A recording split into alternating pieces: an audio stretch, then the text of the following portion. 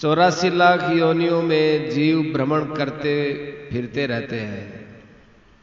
कभी पशु हो गया, कभी पक्षी हो गया। भगवान दया करके मानव शरीर देते हैं कि इनका कल्याण हो जाए।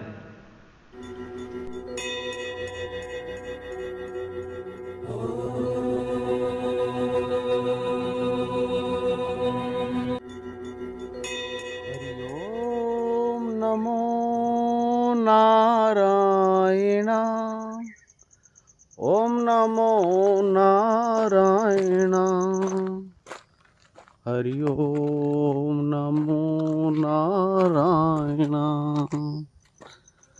हरि ओम नमो नारायण। ओम नमो नारायण।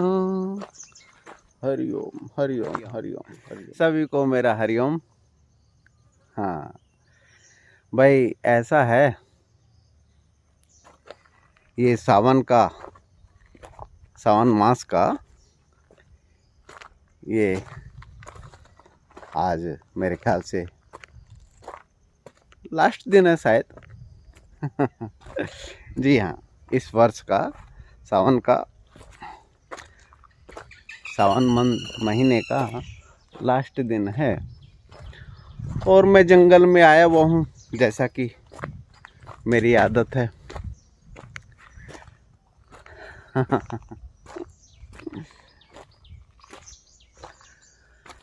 जंगल में मैं आया हुआ हूँ। असल में जो यहाँ पर है ना, प्रकृति का आनंद, वह तो मुझे आकर्षित करता है। मुझे अपने में जोड़ ही लेता है। खैर, जो भी है ठीक है। ये प्राकृतिक नज़ारे जो है ना, आनंद विभोर करने वाले होते हैं। और यहाँ पर जो पक्षी रहते हैं, जो भी जानवर रहते हैं, वह ना आनंद का प्रतीक है। ये गहरी नदी है। सर्दियों में तो ये बहती रहती है। अभी ये बरसाती नाला है। इस तरीके से मैं इसमें गहरा चला जाता हूँ, आगे तक चला जाता हूँ। तो जानवर मिले ना मिले, वो उनकी सब्जेक्ट है।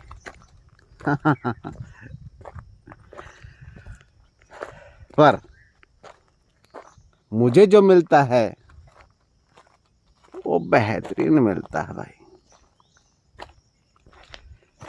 प्रकृति के नज़ारे देखने लायक होते हैं। देखो कितना सुंदर वृक्ष है, और मुझे लगता है ये बहुत मजबूत वाला वृक्ष होता है, परंतु इसकी जड़ें जो ना पानी ने निकाल दी हैं, अलग अलग कर दी हैं। देखो यहाँ पे अजगर बहुत पाए जाते हैं, डालियों पे चिपके रहते हैं ऊपर। हाँ, डालियों पे चिपके रहते हैं। जो पक्षी हैं ना, या कुछ छोटे मोटे जानवर हैं, उनको खाते हैं। अब देखो, बहुत बारीकी से देखो।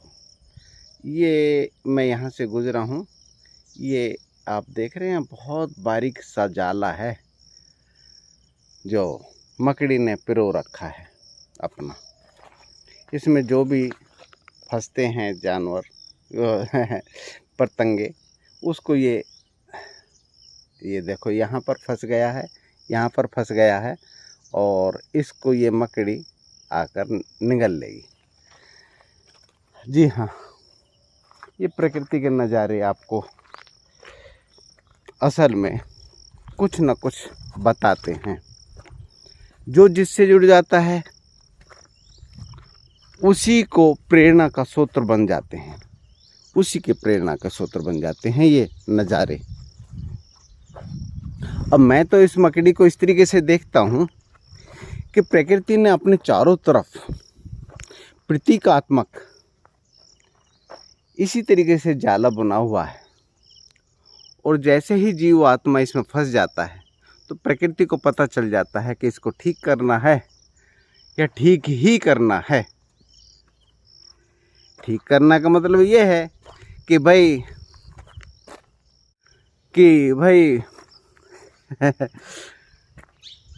उसका शरीर दुरुस्त करना है, ठीक करना है और ठीक ही करना है, तो इस शरीर को बदलना है। इस तरीके से प्रकृति अपना सिस्टम को लागू कर देता है और उसको रिपेयर करना शुरू कर देते हैं। रिपेयर नहीं होता तो ठीक ही कर देता है, अर्थात नवीन वस्त्र देने की तैयारी कर देते हैं। और जीवात्मा अपना शरीर को, पूरे शरीर को, जो यादें हैं उसमें बसी हुई, उनको समेटना शुरू कर देते हैं और जीवात्मा उससे पलायन कर जाती है। उसी को हम मृत्यु भी बोलते हैं। रोते हैं, बिलबिलाते हैं, गिड़गिड़ाते हैं कि हे मेरे पिता, हे मेरी माता, हे मेरी बहन, हे मेरे भाई, हे बंधु, हे मेरे पुत्र, जो भी संज्ञा आप लोगों ने दे रखी है, उनको याद करके हम अश्रुधारा बहाते हैं। वो एक्चुअल में अश्रुधारा भी हमारी यादें होती हैं, और यादें जो है ना वो इसलिए बही प्रकृति समेट रही है ना। हाँ, प्रकृति शरीर को छोड़ने के बाद भी जीवात्मा उस स्थान को नहीं छोड़ती, तो आंसू के द्वारा जो निकल रहा है ना, वो एक्चुअल में आपकी मेमोरी में जो समाया हुआ था वो समेट रहा है, तो उसका निकलना ज़्यादा ज़रूरी हो जाता है। तो प्रकृति अपना निर्माण शुरू कर देती है और नई यात्रा पर भेज देती हैं। अब मेरी एक प्यारी सी बिटिया थी, एम्स में उसके फादर एडमिट थे, उनको कोई कैंसर वगैरह था। तो मेरे से पूछा था कि आप क्या बचा पाएंगे, तो मैंने उनसे कहा था कि हाँ, मैं कोशिश करूँगा, बच सकता है।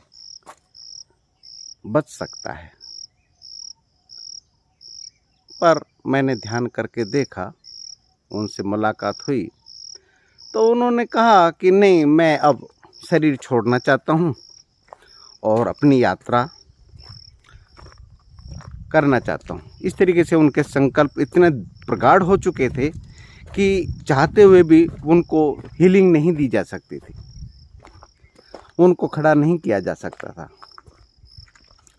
ये 3:20 तक, तकरीबन 3:30 बजे तक रहा ये हमारा संपर्क रात को।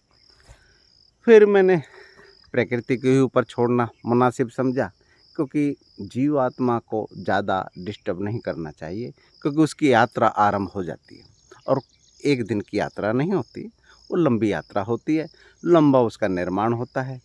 तो मैंने उचित नहीं समझा और मैंने सुबह 6 बजे के करीब मैसेज कर दिया था अपने मित्र को कि जाकर उन लोगों को देख लेना, वो आज शरीर छोड़ देंगे, 9, साढ़े 9, 10 बजे तक शरीर छोड़ देंगे, ऐसा मुझे आभास हो रहा है।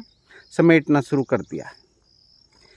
तो खैर, मेरा कहने का मतलब ये है कि प्रकृति अपने आप को समेटती है, जैसे मकड़ी के जाला। मकड़ी अपने जाले को पूरा बुनती है और जब उसको पलायन करना है तो पूरे मकड़ी अपने जाले को समेट लेती है और जहाँ पर भी कीट पतंगा फंसता है उसको अपना निगल लेती है। इसी प्रकार से प्रकृति भी जीवात्मा को अपने में ही समाहित कर लेती है और समय आने पर फिर पुनर्जन्म जिसे बोलते हैं, वह माँ के गर्भ में फिर से प्रवेश करता है जीवात्मा और फिर से यात्रा आरंभ कर देता है। इस प्रकार से ये काल चक्र चलता रहता है। तो इसलिए मैं प्रकृति की गोद में पहले से ही आ जाता हूँ भाई, समेटने से पहले। क्योंकि मृत्यु का जो दुख है ना, वो बड़ा भारी दुख होता है लोगों को। जीवात्मा को होना भी चाहिए, क्योंकि पूरा का पूरा जीवन जो ना उसने विस्तार किया है इकट्ठा करने का, और वो सब छूटना शुरू होता है तो उसको दुख होना स्वाभाविक है। परंतु मैं किस तरीके से करता हूँ, कैसे करता हूँ, ये आप देख रहे हैं। मैं प्रकृति की गोद में पहले से ही आकर बैठ जाता हूँ, जिससे कि मुझे पता चले ये शरीर क्या है, मैं कहाँ रह रहा हूँ, किस तरीके से मुझे इस शरीर को छोड़ना है। तो मुझे वस्त्रों को बदलने में कुछ देरी नहीं लगेगी, तो प्रकृति की गोद में इसलिए आता हूँ। और मेरा ये मानना है कि आप जहाँ पर भी रहते हैं, शहर में रहते हैं, गांव में रहते हैं, जिस क्षेत्र में भी रहते हैं, वहाँ पर पेड़ पौधे होते हैं। थोड़ा सा शहर से हट के जाएं, 5-10 किलोमीटर की यात्रा करके जाएं, तो आपको ये नज़ारे प्रकृति के मिल ही जाएंगे। और देखो, तीर्थों की तो बात ही दूसरी है। तीर्थों की तो बात ही दूसरी है। तीर्थों में इसलिए बात दूसरी हो जाती है कि यहाँ पे चेतना भरपूर मात्रा से होती है। जो आत्मदर्शी होते हैं वो असर में ईश्वर का प्रतीक ही हैं, ईश्वर ही है, प्रतिबिंब ही हैं। जिस प्रकार से शिवलिंग, वो शिवलिंग ना शिव का प्रतीक ही है। जी हाँ, शिव का ही प्रतीक है वो शिवलिंग। इसी प्रकार से हम प्रकृति के प्रतीक हैं। और मेरा यही मानना है कि समय रहते हुए हम लोगों को इन तीर्थों की यात्रा भी करनी चाहिए, जिससे चार्ज होते रहें। चार्ज होना बहुत ज़रूरी है। तो खैर, आइए और प्रकृति का आनंद लीजिए और तीर्थों की यात्रा कीजिए। अगली वीडियो में मैं बता पाऊँगा कि ये शिवलिंग एक्चुअल में क्या है। देखो, मेरा बताने का मतलब ये नहीं है कि मैं बहुत बड़ा ज्ञानी हूँ, परंतु मैंने क्या देखा है, किस तरीके से महसूस करता हूँ, यह मैं बता पाऊँगा। और उसके द्वारा किस तरीके से आनंद में उतरा हूँ, यह मैं बता पाऊँगा। आज के लिए इतना ही। नमस्कार, मैं मूलशंकर आपका अपना। हरिओम। प्रकृति के नज़ारे लीजिए मेरे साथ। और भाई, चैनल को सब्सक्राइब कर लीजिए। अब इस मुकाम तक तो पहुंच चुका है कम से कम कि मैं लाइव दिखा सकूं। और भी आप लोगों का चैनल है, चलाओ चलाओ, ना चलाओ मत चलाओ। मैं तो सिर्फ इतना है कि मैं एक साधन मात्र हूँ। तो आज के लिए इतना ही। नमस्कार। हरिओम।